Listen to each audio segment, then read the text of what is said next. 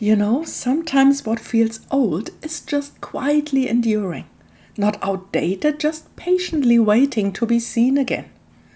Today's prompt, antique pattern, led me into a surprising place. Not nostalgia, but reverence. Let's talk about craftsmanship, about tending the beautiful things that don't shout. Hi, and welcome back to my July Junk Journal Challenge. I'm Garjana, and if you are new here, I'm a psychotherapist and a crafter based in New Zealand, and I have just returned from visiting my mother in Germany. Each day this month, I'm crafting one small journal page using a different prompt and sharing soft reflections from a therapeutic perspective. Nothing clinical, more like we are crafting together over a cup of tea. This beautiful challenge is hosted by Leigh at Leigh Creates, and today is day 21, Antique Pattern. If you've been following along, you have seen this accordion journal grow. Today we are nearing the end, and it's astonishing how much story fits into these tiny folds. Okay, let's start and let's see what materials we use today. For this page, I decided to work with a vintage dress pattern, tissue thin and whispering of past projects. It feels like I'm layering time itself, and I love the feel on my fingers. And I'm pairing it with a copy of something truly special. My maternal great-grandfather's certificate of completion of a tailor apprenticeship dated 1897 to 1902. What really caught me is how carefully the certificate is designed. The calligraphy, the precision of the signatures, the ornate border, beautiful patterns. This wasn't just documentation, it was celebration, and yes, the certificate is over 120 years old now, and thus officially antique. Now we have something antique, something vintage, and I would like to include something more modern. A piece of collage fodder that I can fussy cut and that fits to today's page. I found this pin cushion and these antique looking thread spools that I think would fit nicely to today's page, and I would love to include it. Today's prompt could have led me into aesthetic nostalgia, and don't get me wrong, I love the dusty scent of an old thrift shop as much as anyone. But what kept coming back to me was something quieter, the value of noticing. Tailors had to notice things. A misaligned seam, a dropped stitch, a body's shape changing with time. And as a therapist, I notice in a different way. Body language, words unsaid, the slow change in someone's voice when they begin to soften. And as crafters, especially in slow hands-on activities like junk journaling, we practice noticing too. We slow down enough to feel paper, texture, to line things up, to choose not just what goes on the page, but why. It's not just a skill, it's a mindset. One that counters the pace of modern life, I find, where most things get skimmed over or swiped past. I think crafting can be a quiet protest against rushing, a way to honor the small, to say this matters, even if it's only for me. And I take my time to attend to the details, to go around each item with my Distress Oxide ink and vintage photo. And I think I'm going to make this certificate into a flip out page. Maybe backing it with the dress pattern for both structure and the symbolism in it. And then maybe later attaching it again with washi tape like before in the inside of my little journal. Sitting here constructing today's page, thinking about the different options and how it all could fit neatly together, reminds me of tailoring itself. Like, I find it's like quiet work, almost invisible, yet everything depends on the thoughts that go into everything before we start tearing, like here, because once we start tearing, it's it's torn. And so we think about it before we think what we like to do. And I think my grandfather's worked with clothes the way we now work with paper. There's something moving in that for me. He cut and stitched and fitted people's clothing, and now here I am, cutting and layering scraps into meaning. And in this moment, hands busy with paper, I find myself wondering about the things we do that never become headlines. The gestures that don't glitter, that no one claps for, that don't get you likes or promotion, but still hold together the fabric of life. And this page made me think a lot about the dignity of skills. Not the showy kind, the kind that lives in people's hands, the kind that shapes a life quietly and steadily without the need for applause. The kind that gets passed down in invisible ways, through gestures, through problem solving, through how we notice the details.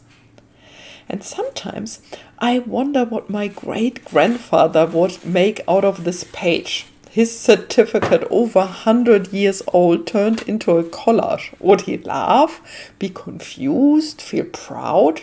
Probably all three, but maybe, just maybe, some part of him would recognize something familiar in the process.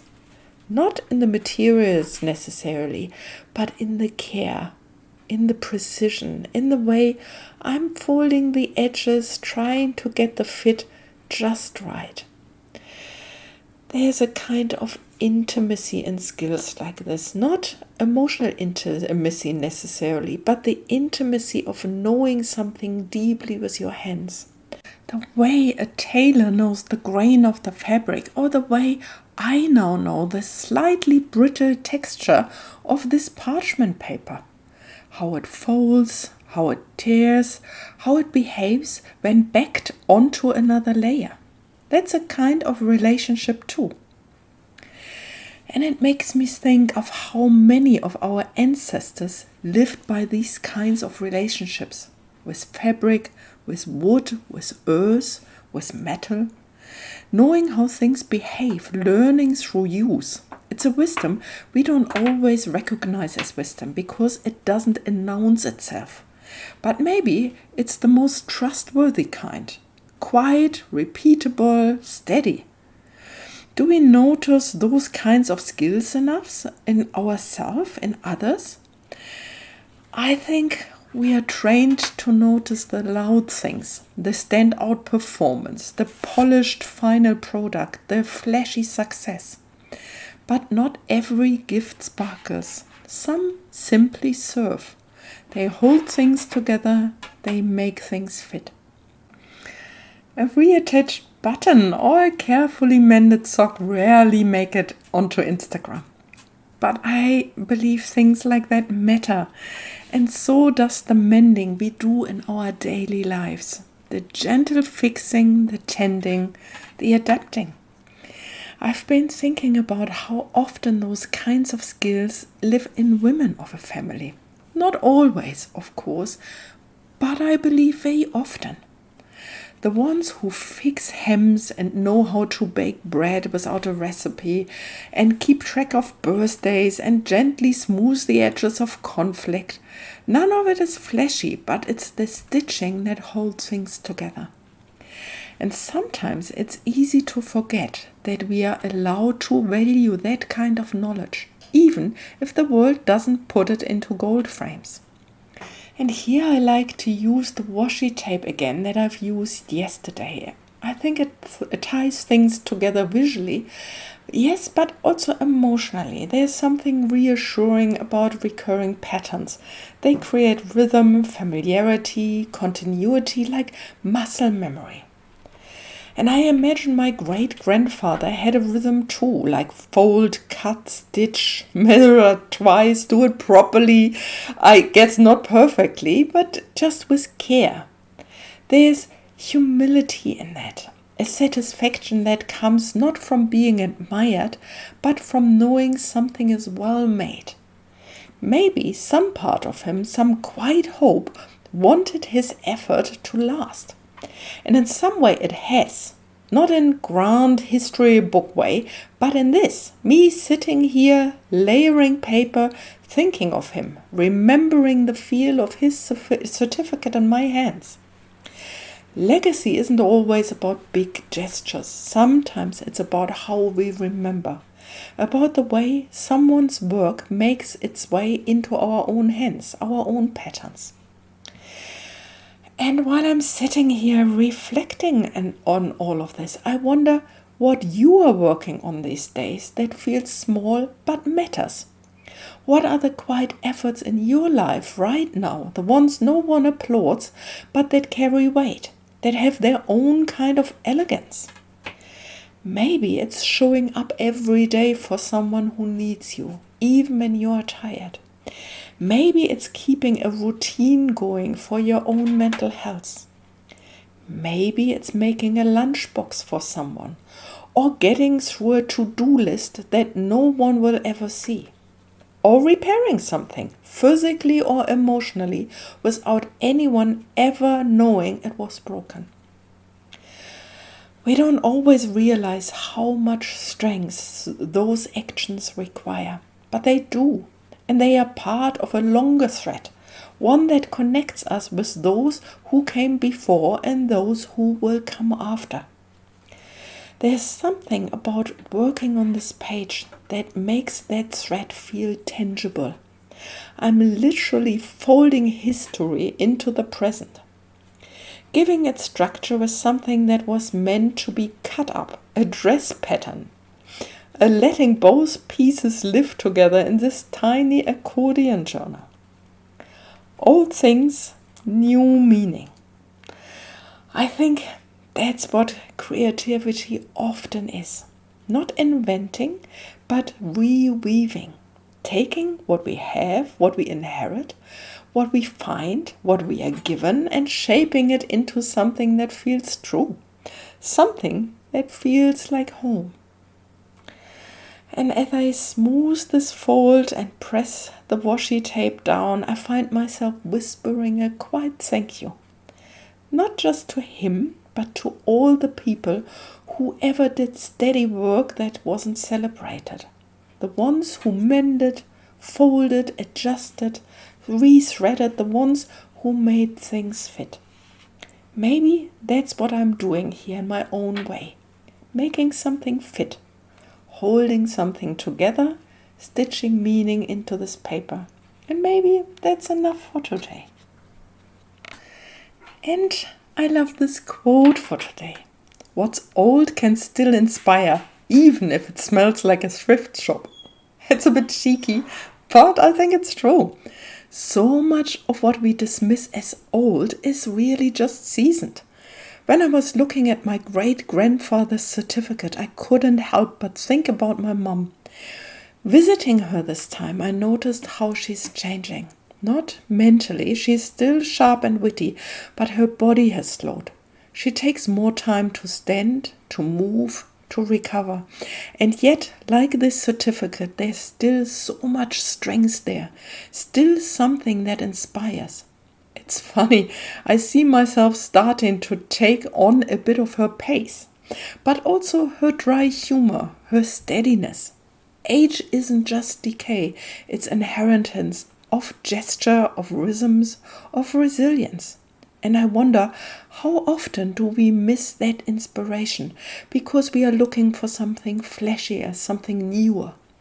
What if we trained our eyes to look for what's beautifully worn instead? The thing about tailoring, real tailoring, is that it's invisible when done well. The stitches are inside, the seams are hidden, but the whole piece depends on them. I think some parts of us work the same way. the slow stitching of character, the hidden effort of healing. What I love about junk journaling is that it reveals some of those stitches. We use scraps, glue, thread, fragments. We make the effort visible, beautiful. That feels like a kind of mending, not just of paper, but of memory, of time. This little fold-out page with a certificate from 1897 and a dress pattern from decades ago somehow holds the essence of 4 generations. Not because I planned it that way, but because I made space for it.